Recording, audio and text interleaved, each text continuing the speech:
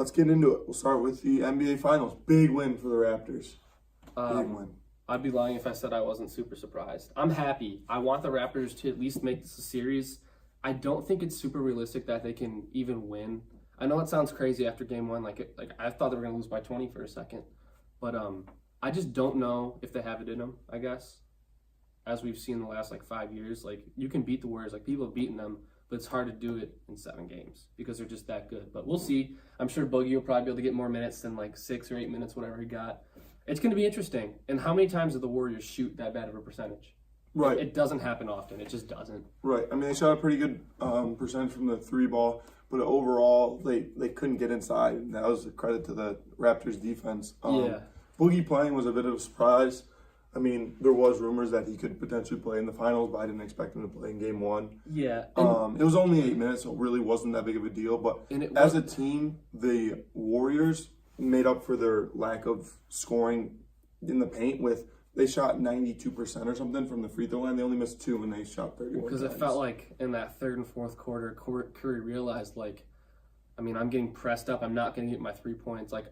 He was doing that Curry thing where he's almost mid-range, does that floater, he kicks his leg out, and they call it every time. It's really annoying, but it works. Right. So you have to do it, but it felt like, how many did he shoot? It felt like Curry shot 14. 14, yeah. So that's most of their free throws, really. Ready to upgrade your appliances? Yep. Today is the day. So, I don't know. Steph Curry is just, he's so good. Because, it's not like he even had, a crazy, horrible game. He had a pretty good game. 34 points. He's shot not as good as usual, but he didn't even shoot really that bad from 3, 4 for 9. Yeah, no. As a team, they shot pretty good overall. Klay Thompson 3 for 6. Okay. Iguodala though. That's what I was about to say. And as you said, we were having a conversation off camera. I think we were playing 2K, and Iggy kept missing his 3-pointers, and he's like, "Dude, Iggy can shoot." And I was like, "I don't know anymore." I feel like every time I watch him, he bricks. Yeah. And I feel like all 4 of those. At least 3 out of 4 were wide open. He could take his time too. It's not like those 4 were contested. They were all easy 3-pointers that you should really at least be making. You should be shooting 25% when you're wide open from the 3. Right. But I know he's been having some injury problems, so I guess it can be forgiven if you're the Warriors. And he did say, even though he is having injury problems, he's going to be back for game 2. He's not missing it. So speaking of injury problems, that brings us to Kawhi Leonard. He scored 23 points, but his shooting percentage wasn't that good. He did shoot 12 free throws, which helped him in the scoring department, making 10 of those. Yeah. But he's playing with tendonitis.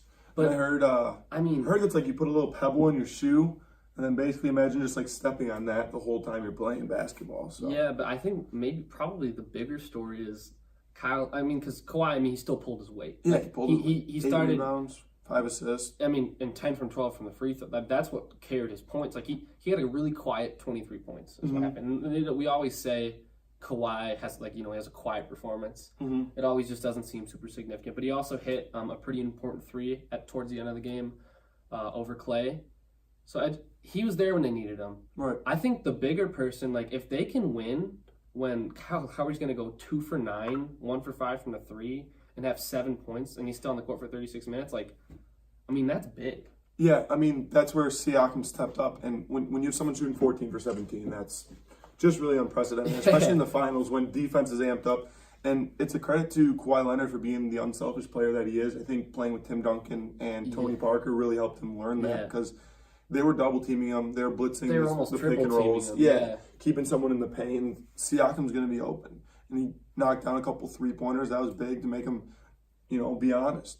Kyle Lowry, though, 5 personal fouls, and Marcus Gasol fouled out. That's going to be a big problem. Well, I think that's a good thing. That's how they need to play against the Warriors. It was grit. It really was. You'll watch Marcus Gasol. There was even some calls where it was iffy. If it was an Oracle, those fans would have went crazy because, it was a 50-50. The foul could have went Curry's way. Gasol was putting his body into him. He's a lot bigger than him. But Gasol was huge. He made Curry feel so uncomfortable. They couldn't get out of the pick and roll because he'd come up so high. And the announcers the whole time in every single series the Warriors play, the announcers always say the big guys have to get up closer and get in their face. Because what you see a lot is they'll sag off and then they'll try it and they'll either foul him or they'll get him jumping. Yeah. So I think playing that close is good. You have Sends help. a message. You have help. You've got Siakam in there and he can get over and help. You've got Kawhi in there. Every single player on the Raptors, whenever they have people in, they can always defend. Right. And it showed. I I know it's 118, 109, but really at the end of the game, they both had 3-pointers that didn't really matter. Mm-hmm. So, like, it was pretty, like, for the Warriors, that's, like, very low scoring. Right. So, they did what they needed to do. Last episode, we said, like, they've got to play their game. They've got to keep it low scoring, which I guess technically they didn't for themselves, but keeping the Warriors at 109, that's a good feat. Mm-hmm. Yeah, I definitely agree with that. But the big thing for me that I liked a lot was seeing Fred Van Fleet, stepping up big time. And that's where the Raptors, like you said, Gasol goes down, but we still have Ibaka on the bench. We still have Van Fleet on the bench. And Van Fleet coming out and shooting 5 for 8, scoring 15 points. That's a big deal. And it feels like he can't miss. At the end of the game, it was the end of the shot clock, and he just threw up that 1 foot, and it hit the backboard, went all the way around and went in. It feels like he can't miss right now. And sometimes you need that. When it's the end of the shot clock. Mojo, right. Yeah, and, like, on the other side, like, the Warriors people, like, their bench, same thing happened to Jerebko, and he airballed it. Like, that doesn't feel good. Right. That's definitely, it sinks you when, you need someone to hit a shot and they airball it. Like, I played with Michael my whole life, so I'm used to him doing that. But seriously, as I was watching, it always felt like the Warriors could come back because they'd always get an offensive rebound, and you'd always have Clay or Steph standing at the 3-point line, and that's a big swing. And it feels like whenever they get that offensive rebound, they never screw it up. They always get it out to the guy, and they always hit it. Right. And, like, we played basketball our whole life. So when that happens, it sucks. Yeah, like, it's like we made a stop. Like, especially if it goes full shot clock and then that happens, it's like, oh my God, like, we can't stop these guys. It's so, they obviously have to eliminate that. It's basketball. People are going to get rebounds. But you just have to fight for every single time. You can't give up on the Warriors at all, or else they'll make you pay. And I think the real MVP of this game, though, was Patrick McCaw. 1 of 1 from 3-point land. We talked about it in the last episode. It was huge. That 3-pointer, dude, without that, they probably lose. We're not for sure, but they're definitely losing that game without Patrick McCaw. So, really, MVP of that game, possibly Finals MVP, Drake. Drake pulling the lid hair out. I actually went on eBay to try to buy that.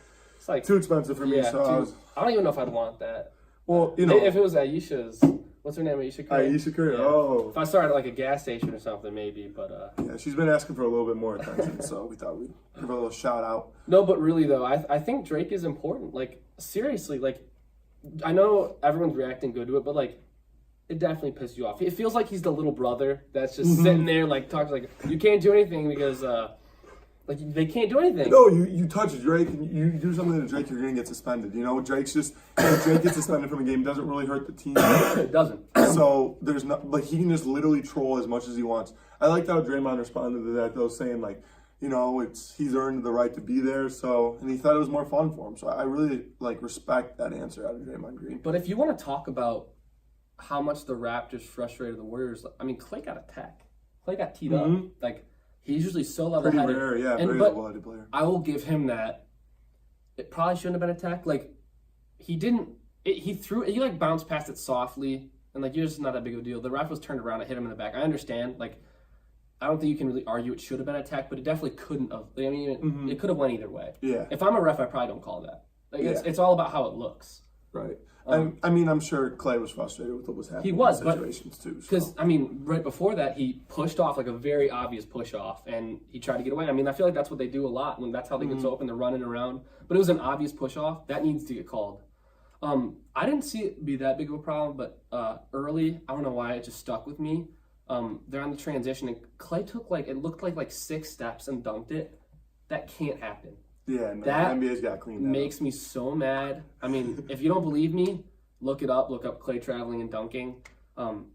It's just a really annoying thing. I don't understand how it happens. Like, if I see it with my naked eye, if all the fans see it, how does a ref miss it? Yeah. It doesn't make sense to me. I really don't get it. It's almost like they just don't expect it to happen, so they just take that play off because it's a wide open dunk. Seriously. They expect them to do. Well, that's the thing though. It wasn't a wide open dunk. There's people come. He probably could have. If he wouldn't have went so fast, he probably could have gotten blocked. Yeah. So I don't know. The play could have changed. Yeah, agreed. It's just annoying.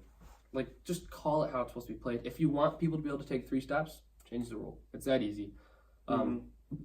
Also, I this is a serious question. If we put Drake and Curry in a boxing ring, I'm serious, or a UFC ring, I think Drake beats his ass.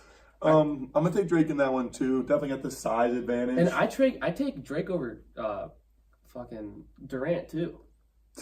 I'm Durant's serious. got that reach, bro. That's what I'm saying though. But Drake's a big guy. Like if he can get He's on a big boy. he can get on the inside and just like slam that boy. We need to pull up some Drake stats really Serious, quick. Drake's a big guy. He's been hitting the gym. It's not a joke. Like he could do some damage. We're talking about someone who's 6 foot tall. I mean, he's got a decent size on him. He looks thick. And he's 6 foot tall, but Curry's what, 6'3"? He looked just as tall as Curry. So that might be a little underestimation on Yeah. Google's part. Google Yeah, needs to step up their seriously. shit. I mean, look up. I wish we could put it out. Maybe we can put it on screen. Drake's shirtless right now. Oh, I mean, he's ripped. He's jacked. I mean, if I had all day, if I didn't have to work, I could just literally make music and pump iron. Like, I'd probably be big too. yeah, this picture right here you're talking about, right? Yeah, dude. I mean, not that one again. This one. Yeah, dude. Like, he's bodying Curry and Durant for sure. Durant, dude, that's gonna be hard to. Look up Durant with the shirt off. He probably looks like Luke. He Listen, probably looks like a let's get a 12-year-old. little. I'm gonna take Drake's dick out of my mouth, and we can move on from this subject. I'm just saying though. I'm serious. I think if it came down to it, Durant and Curry would get beat up by Drake. And I'm just saying, it's weird because usually when you have someone on the sideline like talking shit, they're like a little guy, like you know what I mean? It's just it's like a different thing because Different monster, different animal. yeah, because Drake's not a pussy. All right, who you got next game? I have the Warriors. I want the Raptors. I think if the Raptors are gonna win this series, they gotta take 2 in Toronto to start it off. And even then, if KD comes back, I don't know what's gonna happen, but I want the Raptors to win. But I think the Warriors are gonna pull it off. I think it'll be a really close game. And the Raptors can win, obviously, if they get a good showing out of Lowry, Kawhi, and they don't even need Siakam to do that. If they can play the same defense and get other people to score, which is very possible, they can win. But I mean, the Warriors have a chip on their shoulder now, and that's a little scary. So I'm going to take the Warriors next game. All right, I'm gonna take the Raptors again. It's a good choice. Like I did previously. Raptors in 6. Watch the last podcast. Technically, you didn't take them for game 1, I don't think. I think you took So them I for they're the gonna whole win the series. first 2. Okay, maybe. First 2 games. Maybe And so they're gonna win the first 2 games. Someone's got to fact check that. Just Mm-hmm. And they're gonna do it because we're gonna get a way better game out of Kawhi Leonard. We are. Kawhi Leonard's gonna step up. He has 3 days to rest. So he's gonna come in and he's gonna put on a little bit more of a show. And if they continue to triple team him, then people like Siakam are gonna be wide open. Danny Green in the corner is gonna be open. He's playing like Spurs Danny Green when they were in the playoffs. You know. Yeah, and He's hitting threes and stuff. They'll go. Marcus will set a pick, and I mean he'll go drive to the lane, and like they'll just not guard him. And that's a hard pass to make, but if you make that pass, it's an easy 2 points. And Kawhi has the length to get the ball to him. So. Yeah, and he can pretty much grab that ball with one hand wherever he wants. He can put it wherever he wants. He has giant hands. So, I mean, if you watch, he got it to him a lot. So we're going to see if they can continue to do that. Maybe the Warriors don't even try that strategy anymore because it didn't work. Like, Everyone else, Siakam was too open because you got Lowry, you have to go. Yeah. And then you're double teaming Kawhi. Someone's gonna be open. I don't. You know? I mean, see, a lot of Siakam's points he earned himself though. Like he didn't get that many like Open free looks baskets. for sure, but he did get a lot of mismatches, Yeah, and well- that's why he was so effective in the post. What really surprised me so much though is they had Dre on him a lot, and he was making Dre look stupid. It was interesting. I want to rewatch that game. Draymond was frustrated, I think, because he had 6 turnovers that game, and he wasn't able to score. Yeah. So 100%. he had 10 points, and he was 2 for 9 from the field.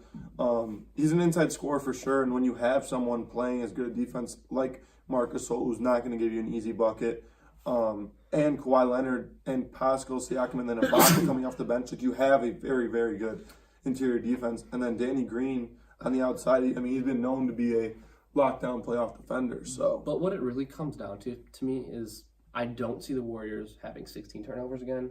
I don't see them shooting like that. I mean, if you're gonna have 16 turnovers and shoot 40%, like you might lose every game. I just don't see it happening again. We've seen the Warriors here. I mean, they've come back from adversity. Like they can win. Like I don't think anyone doubts that. no, I get what you're saying, but I think like an interesting point to talk about is you have like Sean Livingston, Andre Iguodala, Draymond Green, Jordan Bell. Those guys are mainly inside scorers, and we talk so much about the 3-point ability of the Warriors. Without Kevin Durant on the floor, the spacing is a lot less. You can leave again out with a wide open three, and he'll miss it. I think or you can leave Draymond with a wide open three and he'll miss it. You can't do that with Curry, Clay, or Durant. You know? Yeah, I think it's really important too, though. That it almost felt like they didn't have like an identity. Like they played everybody. Mm-hmm. I mean, everybody got minutes, and I think in the playoffs, like if you look at most teams, they'll shrink it down to like a 7-man lineup, and everyone will have like their mojo, their confidence. So they need to find a way to do that. I mean, if you look at the Raptors, like they probably would have only had 8 playing, but you know they had to play Patrick McCaw because he's the best player on the court. But besides that, shooting 100% from the 3-point line, you can't. 100% from the 3-point line, 100% from the free throw line. That's all you ask for, you know. 3 points in 7 minutes. I'm not a math major, but that's a lot of points. Yeah, that usage rate too. Usage rate. Yeah, I mean you're taking 2 shots in 7 minutes. I mean Steph Curry-esque. Steph Curry-esque. So does this go to 7? I think it goes 6 to Warriors. 6 to Warriors. Wow. So you think? I mean, even if they win next game, like you still think Warriors come back and just sweep the rest of them? I don't know. I hope it goes to 7. I want it to. I'm trying to be a pessimist here because the Warriors have hurt me so many times where it's like, oh, we're gonna get a good series, and then the Warriors just sweep the team. Mm-hmm. So, or LeBron drops 50 and then J.R. Smith forgets to score. But that's what I'm saying though. LeBron would drop 50 and they'd still lose. Yeah. So it's definitely a good point you make there. I think Kawhi, like the Kevin Durant effect is what I'm curious about. If Boogie plays like 20 minutes plus in the upcoming games, I don't really see the Raptors winning. But if Boogie was more of a scare tactic, well, you know what I'm saying? If they put him in for 8 minutes because that's all he can really play and that's all he's probably going to play for the rest of the series, I'm not too worried about it. He'll get some buckets here and there, but if he's coming back and plays 20 minutes and then Durant comes back, this is a team we were talking about who, like, you have 5 NBA All-Stars. The way it looked, though, when I was watching it, like, it looked like they wanted to play Boogie longer, but he was just so stiff. Like, I mean, like, for one, he hasn't been here before. This is his first final. I mean, this is his first playoffs, and he's played, what, a series? Like, not even? So, obviously, he's going to be a little nervous. I mean, I know he's an NBA player, but, I mean, it's a big stage, especially if he hasn't been there before. Mm-hmm. And as the rest of his team has pretty much been there before, like at least a couple of times. So he's going to have to get the jitters out. And in order to do that, you're going to have to trust him and play him a lot of minutes. So I hope he can do it because if he can't, I want the Warriors to at least make it a series. And I don't know. It's not looking good. Like, if they can't... You got to do something about Marc Gasol. And Boogie's the one that can make Marc Gasol get out of the paint, you know? Because, I mean... You don't really have a big that can shoot like that unless you play Draymond at the 5 and then you're at a complete disadvantage.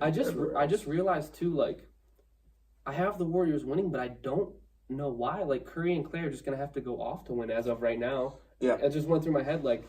I think I Durant coming feel like back the Warriors are going to win, but I don't have a reason right now. Mm-hmm. Like, I really don't. Durant coming back will be the determining factor. When he comes back, if he comes back game 3 and he plays the full game, it's not a Boogie instance, it'll be very interesting to watch because you know Kawhi Leonard's going to guard him and we want to see his productivity because Durant's not one to not shoot the ball. You know what I mean? He's going to take his shots, whether he's contested or not, he's going to shoot. And I think Kawhi Leonard is the best defensive player in the league, maybe. So, yeah, especially at the 3 position. At the end of his career, he could go down as one of the best defenders ever. But I think what Kevin Durant will do on the floor mainly will, give Curry and Clay more chances to just be more open. Because right now it looks like they're just triple teaming, double teaming them, not denying them the ball. And Iggy's getting wide open threes, but Iggy's not going to hit it. If you've got Durant there, he's going to hit it every time. Like, I don't know. I hope they can make it. I do think the Warriors are going to win. I don't have a reason as of right now. The only reason is Curry and Clay. It's just we were talking about a 73-win team with just those 3. That's what I'm saying. Yeah, and they didn't look good last game, but I don't think they can lose 4 games to the Raptors. I don't. The only team the Warriors haven't beaten this year, Toronto Raptors. I saw that. So it's not like they play every game. I'm just saying, but it'll be really interesting. All right. Well, let's move on to UFC Fight Night in Stockholm. Yeah, we're gonna go over this one pretty quickly. It's not a crazy big fight card. There is one big fight that I'm very interested in watching. We're talking about the last two people to fight: John Jones, Alexander Gustafsson, and Anthony Smith. And really, just two killers. I like them both. I have Gus winning just because I think he's way more technical than Smith. But you get caught by Smith. I mean, look at Shogun. Look at Rashad. Like, you go down. So it's going to be interesting. If he keeps it at distance, I think he'll win. I think he could even score a knockout. We'll see if Gus can take Anthony Smith down. It'll be interesting. I'm really excited to watch. I hope I get a chance to watch it. What do you? I mean, I know you're not a super big UFC guy. What do you think? Well, I've seen these guys recently, so I like Gustafsson here too. But like you're saying, Gustafsson is definitely, when you watched him fight John Jones, Anthony Smith just looked simply more scared. Gustafsson was ready to fight. Yeah. And but fighting as aggressive as Gustafsson is against Anthony Smith, who really defended himself pretty well against John Jones, even though he did lose the fight, he made sure he didn't take any serious blows. And if Anthony Smith catches Gustafsson with a counter, then like Gustafsson could get knocked. Get knocked out. And the thing, I think Gustafsson wins if it's a decision. It's not a knock either on Anthony Smith. We're not like saying he's like a pussy, but John Jones is a different animal. Completely. He couldn't. What happened was, I mean, it looked pretty obvious. He couldn't figure it out. He couldn't hit him. John Jones was too long. Like, he'd go and he'd just get kicked. Like, it just wasn't a good look. The only thing that really scares me about Gus is, like, I don't, like, where's he getting his drive from right now? Like, if he wins, he's going to fight a contender and say he gets a title shot. Like, he's fighting John Jones again. That didn't go good for him. He almost feels like a Cormier right now, where it's like, you know what I mean? You're like, peaked. Yeah, like, you can't peaked. go up from here because, I mean, the first fight you did better than the last fight you had with Jones. So, I don't know. I hope he wins tonight just because I've been a big fan for a long time, ever since that first Jones fight. I'm a fan of Anthony Smith too, so I'll be happy either way. I could see Gus knocking him out. He's got really good boxing, probably one of the best boxing in the light heavyweight division. So we'll see what happens. I have Gus winning. I'd say probably round 3. I think he knocks him out round 3. We'll see what happens. Let's move on though. We're only going to talk about the top 2 fights just because it's a lot of people who are overseas, so I don't know them as well.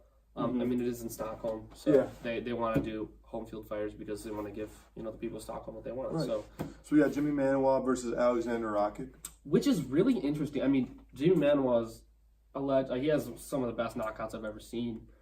He's great, but just like the fight before, it feels like a must-win for him. Like this Rakic guy, he's a young fighter. Won his last 3 fights. I mean, we're really looking at experience here, like a real difference in that. 3 fights for Rakic in UFC, like 14 for Manuwa. But Manuwa did lose his last 3. Not to any chumps, but he did lose his last 3 fights. Yeah. So his last fight, he lost to Thiago Santos, he's fighting John Jones now. So I mean, he's one of the best, obviously. He also Jan Blachowicz, who's also really good, in Vulcan. I mean, all those people, let's look at the records of those guys. 17-2, 17-3, 17-4. Right. Talking about elite people. I mean, Manuwa himself was 17-5, so it's not like Manuwa was some chump, but he's old. He's 39 years old. Yeah, and that's the thing. When he lost Jan, he's beaten him before. Yeah. I think he might have been his first loss. I'm not sure. So that's a good point you make there. I like this Rakic guy, though, to win this fight. Just because of this, I don't know. I feel like Manuwa is kind of, again, like in a similar situation. Like, he's probably not getting a title fight anytime soon. He's fighting really to stay in the UFC. If he loses a couple more fights, you can't lose 5 fights in a row and stay. So and it's almost one of those things with it's just you want him to get hurt. I mean, he lost. I mean, 2 out of his last 3 is like TKOs. We don't want you to get hurt. Like, you don't want to get hurt. Like, you were really good. Like, we loved watching you, but there's a time, like, fighting is different than any other sport. Like, same with boxing. Like, you don't want to be in there and, like, kill yourself over you can't pull a Tom Brady or Peyton Manning and change your game a little bit to fit your age. This is, you have to. And if you're winning, it's a different story. I mean, look, Cormier, I think he just turned 40. If you're winning, you can do it, but if you're losing in dramatic fashion, I personally don't like to watch that. Like, it sucks. It's sad, honestly, to see the fall from grace, which a lot of UFC people have happened to them. But yeah, so I got Rakic. Who do you got? I'm gonna put Manuwa just because I want him to win. Okay. it'll make me sad if he loses, really, especially if he loses by knockout. It'll be tough to watch. But yeah, so I've got Gus, and I've got Jimmy. So hopefully that goes well. I hope no one gets like super hurt in the fights. Obviously, we want to see some knockouts, but yeah, I hope it goes good. I'm really excited. It's a good card in general. They always just give good cards in Stockholm, so we'll see what happens. We'll definitely talk about this next show. So the plan is right now, I know it's kind of in the middle, but I think we're going to say Monday, Wednesday, Friday, expect it. Yeah. We've been a little off course right now just because we're starting to get it going, you know. We're trying our best. So, yeah, plan for Monday, Wednesday, Friday. And then also, we're going to talk about the UFC, just watching it in general. So ESPN Plus is a big thing ESPN's pushing right now. You got to pay for it. You get like most UFC fights that aren't pay-per-view, except in this case, it's ESPN Plus and it's pay-per-view. So let me talk about. Well, this is just ESPN Plus. This is not just paper. This is not pay-per-view and ESPN Plus. This is just ESPN Plus. So I think ESPN Plus is a good idea, like having it on ESPN. But I think you shouldn't have to buy the pay-per-view with it. Like it's a bundle almost, and that's stupid. For one, I know it's a lot of technical difficulties because at that point you have to stream it, and I know there's a lot of trouble with that. It scares me. Like, I've been a UFC fan for a while. I love to watch the fights. But, I mean, numbers-wise, they're on a downturn. And I thought when they went to ESPN Plus, they're going to try to make it, like, a big sport for everybody. But it seems like it's doing the opposite. It seems like it's making it a huge sport for, like, the really dedicated fans, which I'm not even really, you know? I'm just... And I wanted them to be... Like, when Conor McGregor was coming up, like, everyone was talking about it. It was everywhere. And I want them to come back to that. And I think in order for them to do that, you're going to have pay-per-view on the TV because it just makes it easier. It honestly it's pretty difficult. It's annoying. There's been a lot of technical problems. I know Brandon Shaw talked about it on his show. He said, like, if I was just a normal fan, like, if I hadn't been a fighter, I wouldn't have went through all this to watch it. Like, he bought it. It wouldn't work. Like, I hope it works out. We'll see what happens. All right. Well, we move on to the Stanley Cup Playoffs. Yeah, so... Blues versus Bruins. Last game, we're looking at St. Louis winning in overtime in dramatic fashion. Who do you got for the rest of this series? We haven't really talked about Stanley Cup playoffs yet. So. Yeah, I'm not a huge hockey guy, but I think I got the Bruins. I don't know if the Blues showed a lot of grit last game.